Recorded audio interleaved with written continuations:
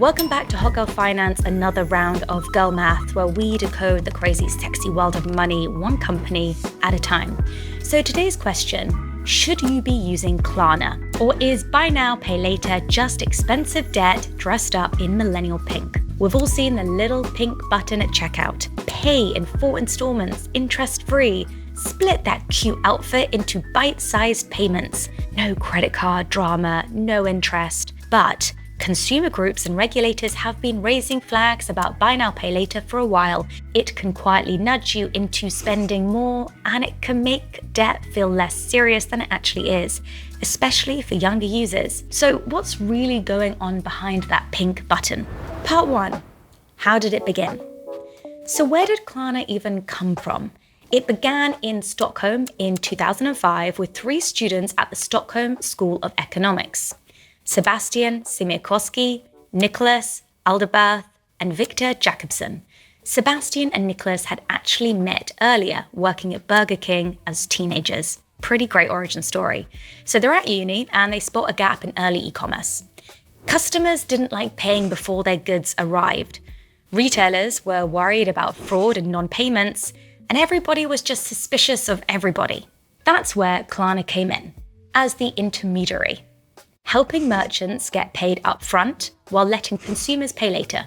Pretty smart, honestly. They pitched their idea at their university's entrepreneurship competition in 2005, but they didn't win. However, they built it anyway. The early break came from a backer called Jane Whale-Rudd, who supported the company and helped the founders connect with technical talent and other investors. From there, things just took off. By 2011, Klarna said it was handling over 40% of transactions in participating Swedish online stores. And then they went global. That little pink button is everywhere now. But the valuation? That's been a ride. At its 2021 peak, Klarna was valued at more than 45.6 billion. By 2022, it had crashed to 6.7 billion. It went public on the New York Stock Exchange in September of 2025. Today, Klarna says it has around 118 to 119 million active users globally and over 1 million merchants. It partners with major brands like H&M, Nike, and Sephora, which is why that pink button shows up all over the internet. Part 2. So how does it actually work? Let's break down the business model. Because here's the rule. If something feels free, you're not the customer, you're the product. Here's how Klarna works from your end. You're shopping online. You get to the checkout. You see pay now, you see pay with Klarna, and you pick one of 3 options. I'll go through them. Option 1, pay later.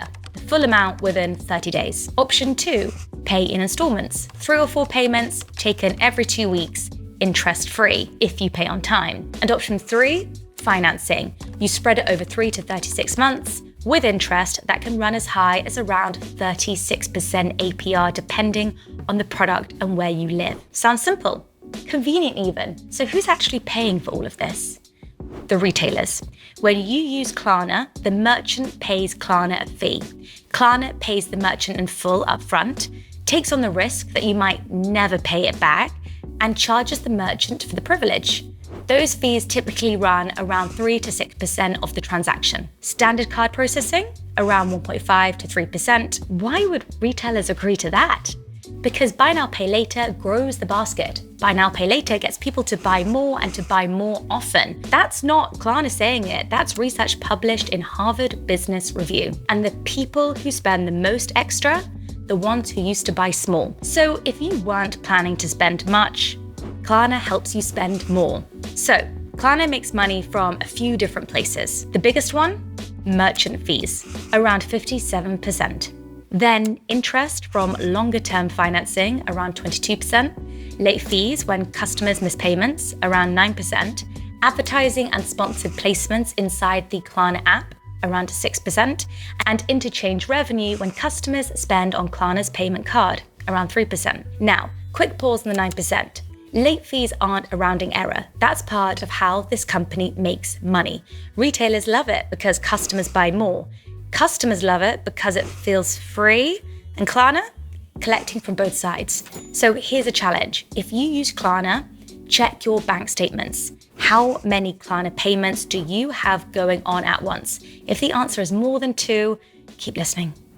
Part 3, the psychology trap. Now let's talk about why this business model is dangerous and it has nothing to do with the money. It's about your brain. Buy now, pay later's whole vibe is designed to make spending feel like not spending. Clean interface, fun colors, big price shrunk into small ones. And here's the science. Buy now, pay later exploits something called present bias, the human tendency to overvalue immediate rewards and undervalue future costs. You get the dopamine hit of buying now, but the pain of paying gets delayed, broken into tiny pieces that don't feel real. And studies show it works. Splitting up the price makes a purchase feel cheaper and sometimes makes people spend more. The stats are brutal. 68% of buy now, pay later users say it made them overspend. 29% have used it for groceries, up from 14% 2 years ago. Now that second number is one that should stop you. Groceries. Nobody is breaking groceries into 4 installments because they've had a great financial month. So here's the challenge if you're using buy now, pay later right now. Open your banking app, count how many installment plans are active at the same time, because the risk usually isn't one purchase, it's how easily multiple small ones stack up and start to feel invisible, and then they all hit at once. Part 4, the fallout. When it all goes wrong. So what happens when the cute small payments start piling up? First, debt can spiral fast. In a March 2026 LendingTree survey, 54% of US buy now, pay later users said they regretted using buy now, pay later. And 47% said they made at least one late payment in the past year, up from 34% 2 years earlier. That's how the model works. And the moment you miss a payment, the interest-free framing changes quickly. Depending on where you live, you might face late fees. Your account can be sent to collections. Your credit can take a hit. So if you're using it, don't just ask, is it interest-free? Ask, what happens if something goes wrong? Part 5, how to play it smart. If you're going to use buy now, pay later, here's a hot girl strategy. But of course, not financial advice. Treat it like real money. Those installments are debt. Interest-free doesn't mean free. One purchase at a time. If you can't keep track of all your payments in your head, you have too many. Never use it for groceries, bills, or essentials. If you're using buy now, pay later for food, this needs a bigger conversation about lifestyle and means. Set up automatic payments. Have a backup. If something goes wrong, can you pay it all off immediately? If not, you can't afford the plan. Here's a challenge for you.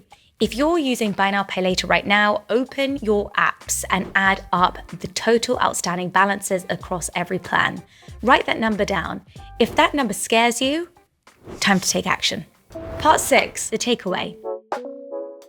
Here's what to take from all of this. Buy now, pay later can exploit psychological biases to make spending feel painless when it's not. 57% of buy now, pay later users say they rely on it to buy things they otherwise couldn't afford. And some surveys find around half of Gen Z and millennials say they prefer buy now, pay later over credit cards. And we get it. Credit cards can feel scarier, but at least credit cards can build your credit score, have fraud protection, and offer rewards. Buy now, pay later gives you that dopamine hit without the upside.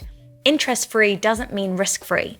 The real downsides don't show up at checkout. They obviously show up later. In a fee, in a credit report, in a collections email from an automated system that can't be overridden. For most of us, a plan, a savings buffer, and some boring financial habits will always beat a cute colored button debt. That's your buy now, pay later breakdown. If this episode stopped you from doom spending your way into debt, send it to your most impulsive friend. May your credit score stay high and your debt load stay low. Until next time, stay hot and look after your finances.